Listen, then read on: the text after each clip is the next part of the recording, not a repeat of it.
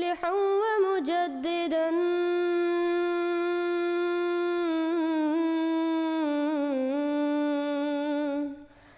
فارنوا بنظر طاهر وجنان. The other way is, which I generally adopt when I speak to the non-mubayyin, and this I want to tell you because I think this is the best approach to them, because there is very little you have to remember from the books, very little you have to learn from a scholar. Only you just remember and digest the argument, and it would suffice you everywhere. Some non-mubayyin once came to see me, and they wanted to discuss the difference of opinion with reference to Hazrat Masih Maud writings. They always do this. They choose certain writings and they say from this it is obvious that he was disclaiming the true prophethood. Not even subordinate prophet in true sense.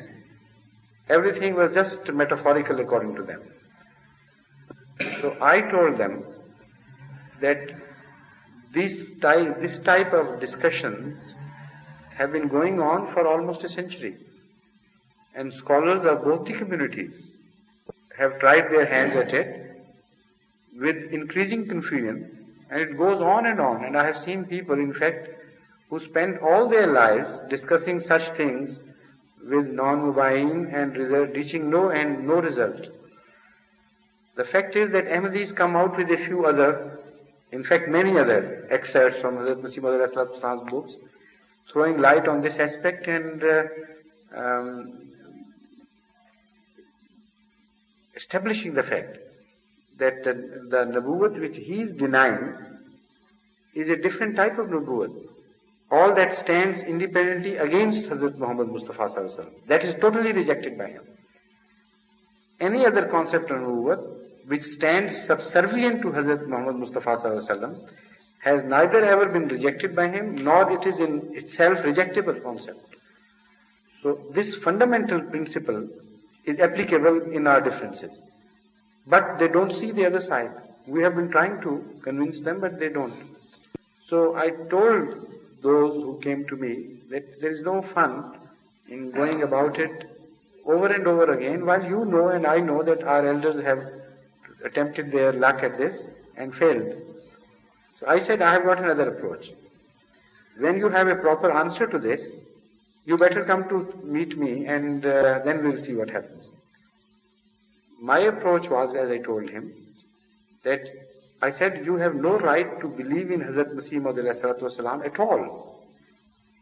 Not to mention his mujaddidiyat or holiness or whatever station you concede to him. In fact, in reality, you have absolutely no right to call him an honest, truthful man. So why do you discuss this aspect of his nubuwwat? First, prove to me that according to your beliefs, he can be proved to be an honest, truthful man. Now he was shocked at this approach. I said, no, I'm going to explain that. I said, Hazrat Masih Maud did not only prayed for his children, but he also gave us the glad tidings. There is a big difference between this and just saying prayers. He said, addressing Allah, Basharat तूने दी और फिर ये औलाद कहा हरगिज नहीं होंगे ये बर्बाद बढ़ेंगे जैसे बागों में हो शमशाद बशारत क्या है एक दिल की ग़िज़ा दी फसुब्हानल्लज़ी अफ़ज़ला दी. That you gave me the glad tidings that I would give you pious progeny, and I will not let them be destroyed at all. They will flourish like cypress trees in gardens, and they will produce fruit and leaves profusely. This promise you have given me as a food for my spirit and my soul. How can I thank you enough? Subhanallah Adi, all praise be to you. You are above any fault, any faltering, and you are the being who has totally defeated and put to flight my enemies. Akhzal Adi. I said, now you have been saying that a son of Noah is being born again.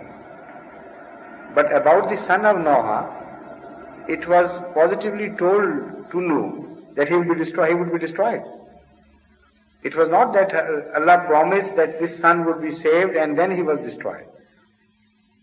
So when Hazrat Nuh misunderstood the message and put this issue to Allah Ta'ala, he had a very strong reproof about it. He said, no, he is not your son.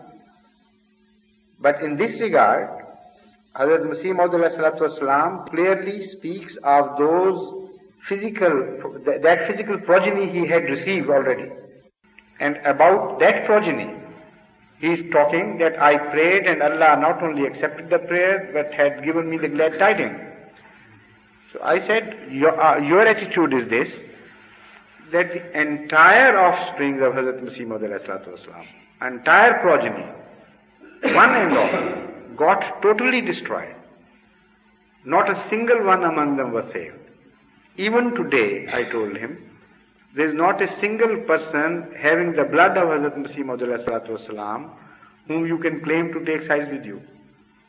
And he is taking sides with views which are completely opposed to Hazrat Masih, according to you, opposed to Hazrat Masih Maud, and they are a negation entirely to whatever Hazrat Masih Maud came for. So, on one hand, Hazrat Masih Maud says, Basharat tune di, aur phir ye aula. Now, if a mistake was committed, he should have been rectified by Allah. But he lived on to see them progress, like it was promised, and Allah never said that when did I tell you that these are the boys and girls who are going to be my chosen ones? He never put him right. So anyway, such a person who makes such a claim, and whatever is proved in future is exactly the opposite. The entire family, the total blood is proved to be entirely corrupt and lost. I said, after that, what right do you have to believe in him as a pious man, not to mention a mujaddid or anyone of high station? Such a man this is exactly, I said to him, this is exactly the stance of Lekram which you are taking against Hazrat Masih Maud. Only he had the honesty to say, you are a liar, and you don't have that honesty. He made exactly this claim, that entire progeny of yours would be totally destroyed. And Hazrat Masih Maud opposing him said, no, Allah has told me that you will be lost, your progeny would be destroyed, not mine. They would be the blessed chosen servants of Allah. So this is in fact a fight between Lekram and Hazrat Masih Maud. And I told him, in this fight you are siding with Lekram, less the honesty of Lekram in drawing the right conclusion. The facts remain the same as far as Lekram goes or Jamaat Ahmadiyya Lahore goes. The difference is only between inferences. So, when he heard this, he left without discussion. This one of the groups who was present, in fact, he was leading this view.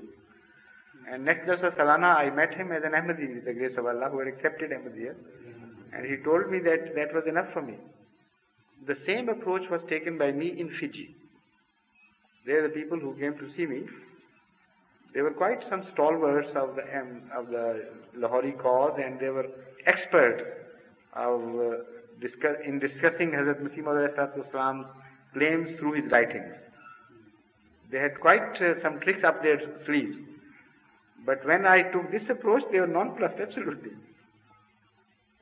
Because there is no room left for any inference other than this. So this is my general approach, and I think those who are not well versed in Hazrat Masih Maud writings, those who are not well armed against the non-Mubayyin, this should be the general approach they should adopt.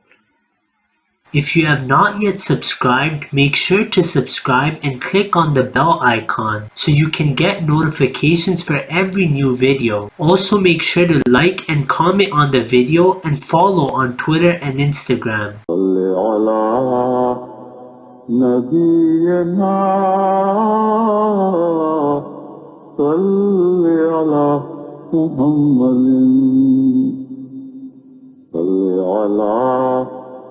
سفينا صل على محمد